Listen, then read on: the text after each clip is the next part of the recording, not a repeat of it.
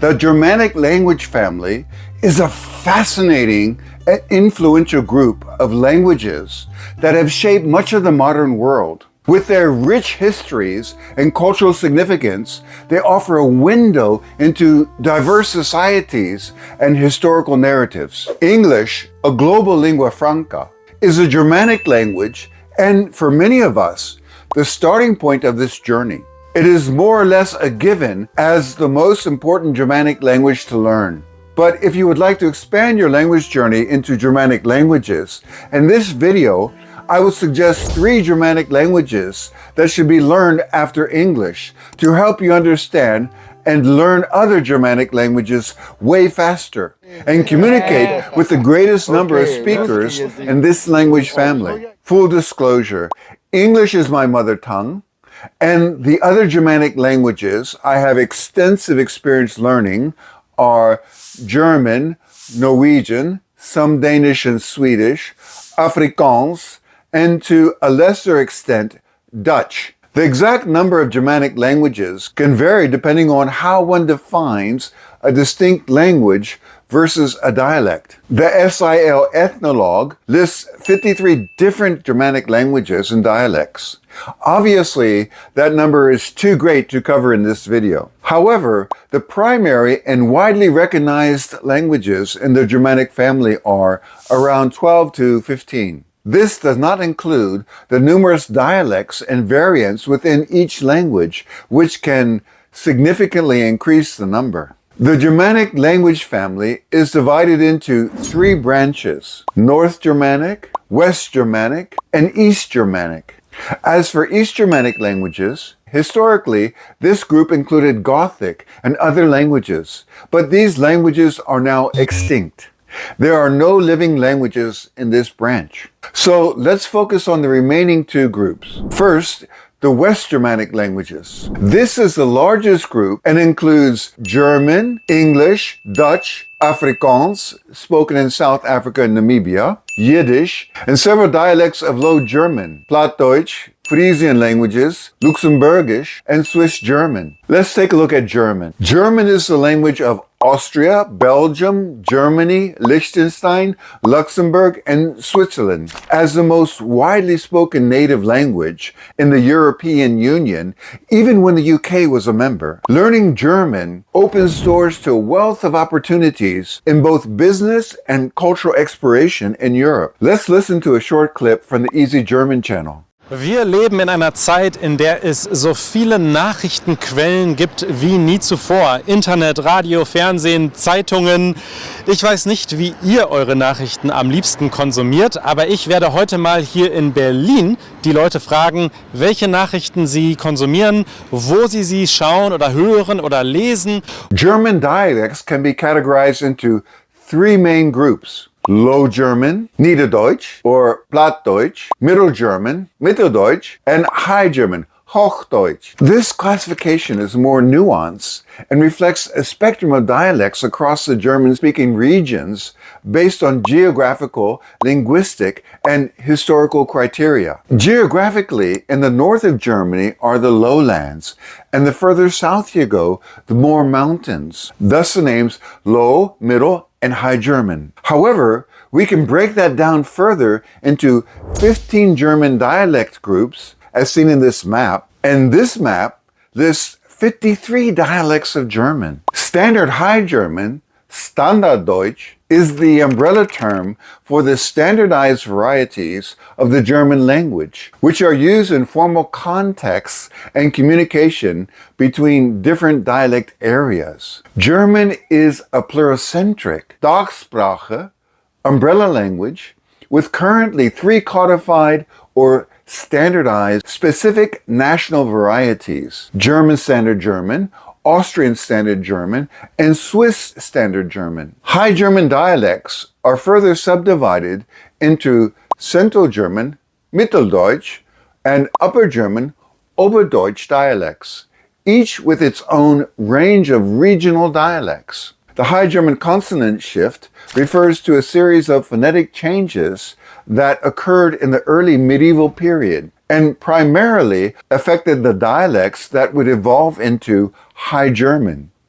This shift is a key linguistic event that distinguishes High German dialects from Low German and other Germanic languages, including English and Dutch. So it explains why many German words have different consonants from the related words in English, such as ship versus Schiff. Low German, Niederdeutsch or Plattdeutsch, is spoken in the northern parts of Germany, and the northeastern Netherlands and the Low German dialects did not undergo the High German consonant shift, making them linguistically closer to English and Dutch in some respects. Low German has its own dialect continuum, with variations in phonetics, grammar, and vocabulary across regions. Middle German, Mitteldeutsch, represents a transition zone in the High German consonant shift, showing features of both Low and High German dialects. The linguistic features can vary significantly within Middle German dialects.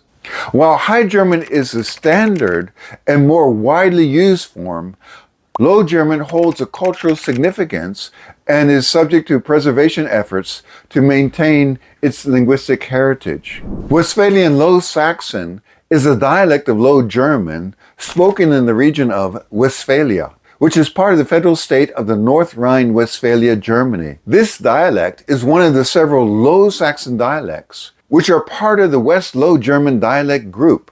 It is characterized by its unique phonetic, lexical, and grammatical features, which distinguish it from Standard German and other German dialects.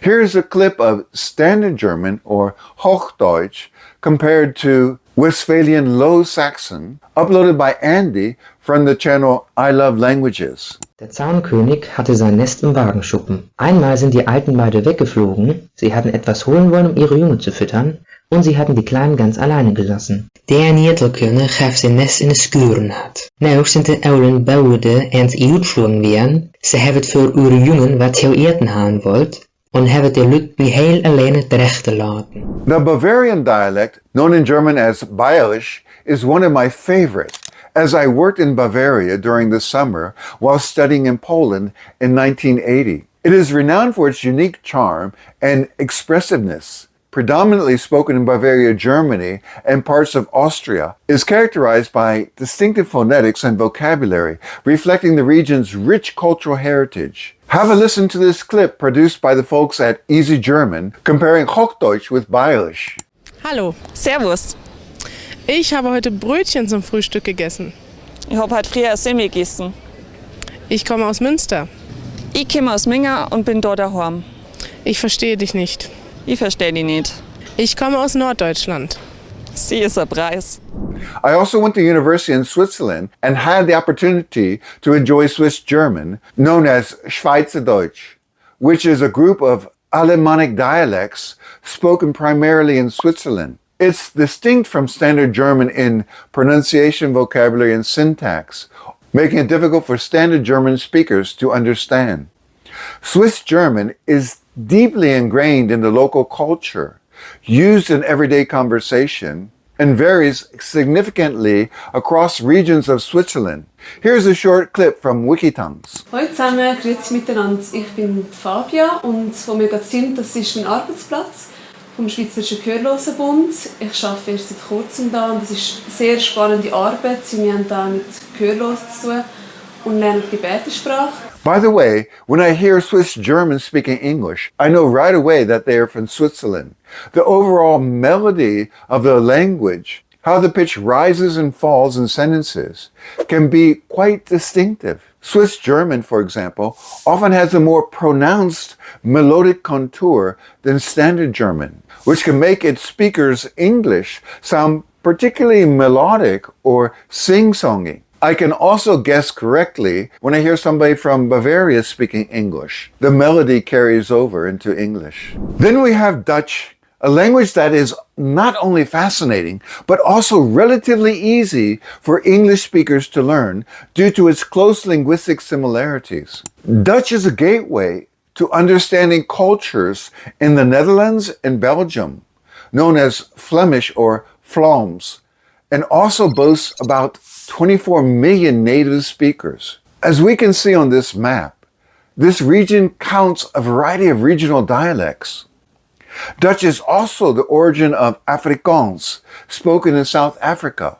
In addition, it holds official status in Suriname, Aruba, Curaçao, and Saint Martin, reflecting the historical Dutch colonial empire. One problem that I have experienced learning Dutch is that the young people in the Netherlands today often speak to you in English if you start off speaking in Dutch with them. Dutch is well known for its guttural sounds, particularly the hard G and CH sounds, which are produced in the back of the throat. These sounds are more pronounced in Dutch than the other Germanic languages, contributing significantly to its distinctive sound. Here are some examples with the letters G and H in a video offered by the Language Academy, which offers online courses. Gehaast, hagelslag, hoofdgerecht. Believe it or not, I really like the sound of Dutch, as you hear in this news clip. Als je het exporteurs zelf vraagt, zijn ze helemaal niet zo negatief over onze export dit jaar. Alle voorspellingen tot nu toe wezen op een sterke daling van de Nederlandse uitvoer door de wereldwijde crisis. West Frisian, also simply called Frisian, is spoken by as many as 470,000 people, primarily in the Dutch province of Friesland. West Frisian is most widely spoken of the Frisian languages, which include North and Sutherland Frisian collectively. The Frisian languages are among the most closely related to English and Scots. Goeie, ik ben Sjoukje. Ik woon in Friesland, dat is een van de noordelijke provincies van Nederland. En in Friesland praten we Fries. Ik werk bij de AFOK in Delft. En de AFOK zet hem in voor de promotie van de Friese taal en cultuur in de breedste zin van het woord. Now let's look at Afrikaans. Afrikaans is a beautiful and unique language that originated in the 17th century in the Cape Colony of South Africa. It developed primarily from Dutch, brought by the settlers, and over time incorporated elements from various languages, including indigenous Ghanaian languages, Malay, Portuguese, French, and English. Afrikaans has a streamlined grammar, which is arguably one of the simplest among the West Germanic languages. Afrikaans has done away with much of the complicated conjugation and declination that characterizes its European cousins, making it refreshingly accessible. You can see the example here of the present and past conjugations of to be. Afrikaans has the same conjugation for all pronouns. My personal experience with Afrikaans and its speakers has been incredibly warm and inviting. I was particularly touched by the hospitality I received from the Afrikaans-speaking community during an academic conference in the beautiful town of Stellenbosch in South Africa. As part of my language journey, I dove into the world of Afrikaans media. From the sharp wit and humor of the comedian Casper de Vries to the captivating storytelling of Nathaniel and the iconic TV series Vet Kook Paleis, I found a wealth of resources that were not just educational, but also highly entertaining. Those experiences not only helped me learn the language, but also gave me a profound appreciation for the vibrant culture and rich expressions found in Afrikaans. Here is Casper comparing Dutch with Afrikaans. Dit is vir my so oulik dat hoe woorde verander in verskillende lande, want ons weet Afrikaans het ontstaan uit Hollands. Ons het nou die show gedoen in Holland, hierdie spesifieke show. Maar daar was ook 'n paar Hollanders wat ingeslip het. Hulle het nou ook die show gesien het, maar Afrikaans is mos nou die maklike kombuistaaltjie. Hulle het nie 'n woord verstaan nie, dit is hulle moeilik, want ek praat vinnig en hulle sê dit klink of ek die nuus aanbied. Dit Afrikaans is so vir hulle, dit is 'n staccato taal. Terwyl Hollands is meer jinge van de leed van de gete van de leed. And here is the beginning of one of Nathaniel's stories you can find on YouTube. Ek woon aan die einde van 'n doodloopstraat met verskriklik baie bome. Langs my woon 'n ontsettende kom egpaar. Heeltemal gratis in 'n huis van iemand wat tydelik oor see is, maar hulle maak die heeltyd of hulle self die huis gekoop het. Hulle is dis wat ons noem snobisties en bekostigbare kleertjies. Interestingly, the following two sentences could be Afrikaans or English. My pen is in my hand. My hand is in warm water. Yiddish is a remarkable member of the Germanic family, with a history that is rich and complex as the communities that speak it. Originating in the 9th century, Yiddish emerged from the Ashkenazi Jews living in Central and Eastern Europe. One of the most famous among them was Albert Einstein. Unlike other Germanic languages, Yiddish incorporates a significant amount of vocabulary from Hebrew and Slavic languages, reflecting the diverse and geographical cultural influences on Jewish communities over the centuries. Close your eyes so you don't see the subtitles and listen to some Yiddish here and see what you can understand. Then go back and check. Shalom Aleichem, ich heiße Pesach Michael, ich bin ein Jid, ich wohne in Washington. Es ist sehr schön, ich bin sehr zufrieden zu reden ein bisschen Jiddisch mit ihr. Ich habe lieb Jiddisch, es ist meine Sprache, es ist mein Babysprach. Yiddish is written with the Hebrew alphabet and evolved over time into several dialects, influenced by the languages of the regions where the speakers lived. Historically, it is the vernacular language of millions of Jews in Europe, serving as a cultural component of their cultural identity and daily life. Despite the devastating impact of the Holocaust, the language has experienced a revival in recent decades. Today, it is spoken by communities around the world, particularly in ultra-Orthodox communities, and it is celebrated for its contributions to literature, theater, music, and film. Yiddish has had a notable influence on the New York City dialect, particularly due to the significant Jewish immigrant population that settled in the area from the late 19th century through the mid-20th century. Here are some Yiddish words that became part of the New York dialect and that I often heard used when I worked for 3 months in the Big Apple in 1986. Schleb, schmooze, schmack, kibitz, mensch, klutz, shtick, and so on. Scots, while sharing close and historic linguistic ties with English, notably diverges from Scottish English, the variety of English spoken in Scotland. Scots is a language in its own right, with a rich literary tradition dating back to the Middle Ages. This distinction is crucial, as Scots encompasses a variety of dialects, reflecting the diverse regions of Scotland, from the borders to the Shetlands, each with its own unique linguistic features. Today, spoken by approximately 1.5 million people, Scots continues to be a living language that adapts to the modern world while preserving its historical roots. The ongoing effort to distinguish Scots from Scottish English and promote its use highlight the resilience of the regional languages and their crucial role in expressing and safeguarding cultural identity. Here's a video produced by the Scots Language Centre, showcasing the West Central dialect. One instance of a word you might hear a West Central Scots speaker use would be the noun glower. Glower is something like mud, but it's a particular kind, more like clay. You might hear a West Central Scots speaker say something like, I took the dug out this morning and the wee bism came back covered in glower.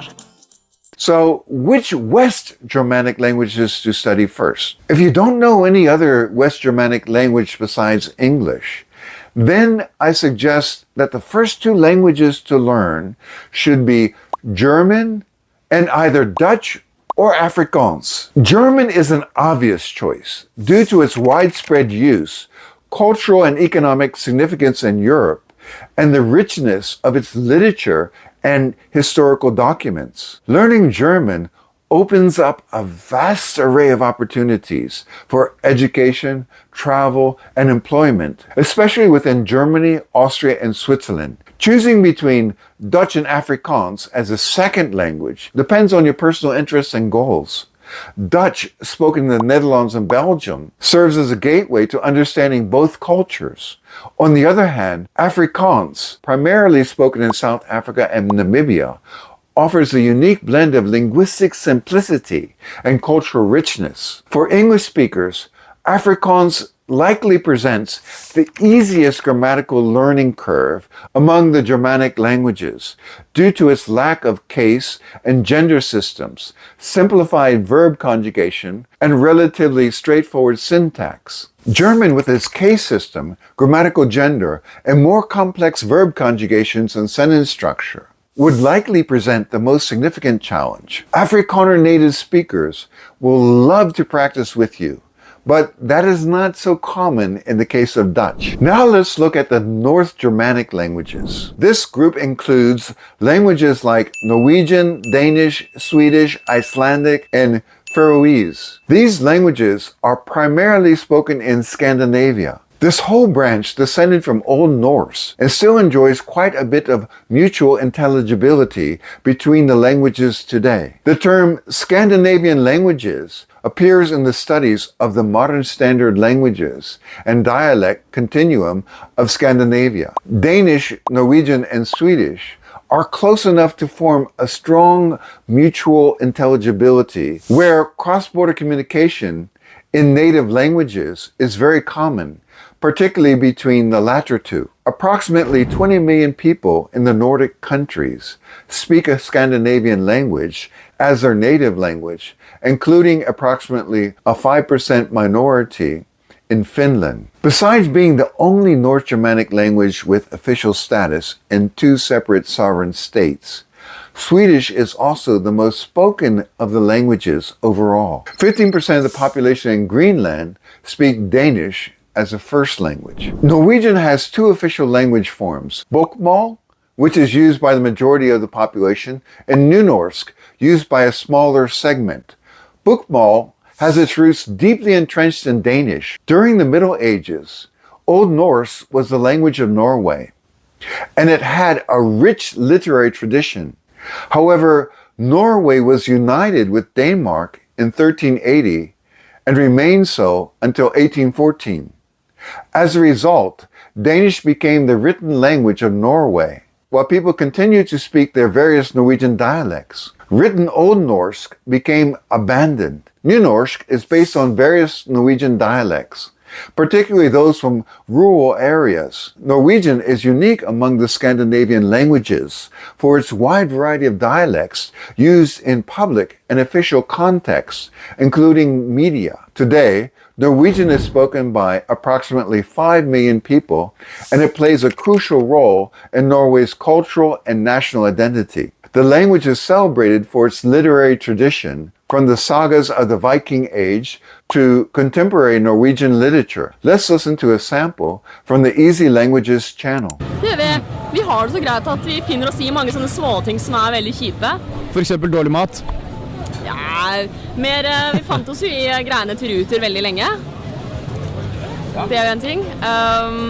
Vi finner oss i litt sånn halvgod styring av landet, fordi den liksom såpass OK at det går greit. Swedish is spoken predominantly in Sweden and parts of Finland, where it has official status alongside Finnish. The language has evolved from Old Norse, spoken by Germanic peoples living in Scandinavia during the Viking era. Over the centuries, Swedish has undergone significant changes in phonology, grammar, and vocabulary, leading to today's modern language. The Swedish of Finland, or Finland Swedish, has some distinct characteristics, but is mutually intelligible with the Swedish spoken in Sweden. Swedish is characterized by its pitch accent, vowel length, and the use of gender-neutral pronouns. It has a relatively simple morphology, especially regarding conjugation and declination. The language is spoken by approximately 10 million people. Let's listen to a sample from the Easy Languages channel. Och välkomna till andra avsnittet av Easy Swedish. Idag så ska vi gå runt på Lunds universitet och fråga folk vad de studerar. Hej! Hej hej! Vad studerar du för något? Till psykolog. Var kommer du ifrån? Jag kommer från Stockholm. Vad studerar du? Jag pluggar maskinteknik här på LTH. Danish is spoken by around 6 million people, predominantly in Denmark, but also in communities in Greenland, the Faroe Islands, and the northern parts of Germany. The language has also evolved significantly from its Old Norse origins, undergoing considerable changes in phonology, grammar, and vocabulary. Danish is characterized by its soft pronunciation, notably a glottal stop that is somewhat similar to a cough, and is considered one of the most distinctive features of the language. Danish has a rich literary tradition, from the medieval ballads and folklore to the works of Hans Christian Andersen and modern Scandinavian noir. Let's listen to a sample from the Easy Languages channel. Hej, mit navn er Magnus. Mit navn er Johan. I dag vil vi spørge folk, hvad er typisk dansk? Her på gaden i Aarhus. Hvad synes du er typisk dansk? Frikadeller. Frikadeller? Ja. Tak. Skal jeg sige frikadeller? Det er fordi, jeg synes det er svært, fordi man hurtigt svarer alle de der ting, som man siger, man svarer. Ja. Er typisk dansk. Icelandic is spoken by about 350,000 people, the majority of whom live in Iceland. Icelandic is renowned for its conservative nature, having retained many features of Old Norse, the common ancestor of the Scandinavian languages. This conservatism is evident in its grammar, vocabulary, and pronunciation, making Icelandic the closest living language to Old Norse. Unlike other Scandinavian languages, which have undergone significant changes and simplification over the centuries, Icelandic has preserved a complex inflectional grammar, including cases for nouns, pronouns, adjectives, and a distinction between the three genders, masculine, feminine, and neuter. Its vocabulary has also been carefully maintained, with new terms often created from Old Norse roots to describe modern concepts, rather than borrowing from other languages. Let's listen to a sample from Wikitongues. Góðan daginn. Í dag ætla ég að tala íslensku og íslensku. Íslenska erfið og hún flókin og það mjög margt í henni sem að vefst fyrir Íslendingum og útlendingum. Það erfið orð, til dæmis tálkn. Það mjög erfitt að segja tálkn ef maður ekki fæddur á Íslandi og uppalinn.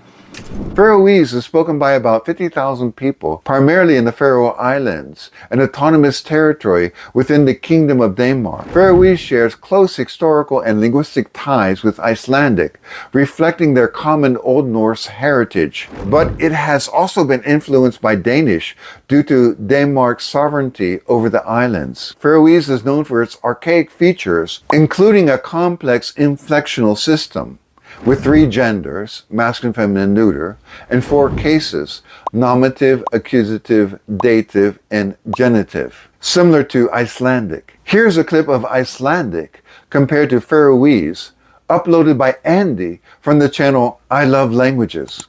Hver maður borinn frjáls og jafn öðrum að virðingu og réttindum.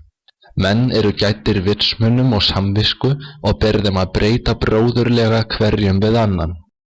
Öll menneske født frals og jøvn til virðingar og mannarættindi.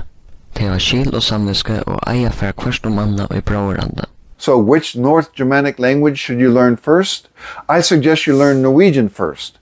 Why? While Norwegian has its own unique characteristics, it shares many grammatical and lexical features with Swedish and Danish. Learning Norwegian first can give you a head start in understanding the grammatical structures and vocabulary of the other Scandinavian languages. In conclusion, our exploration of the Germanic language family reveals a rich tapestry of linguistic diversity, cultural depth, and historical significance.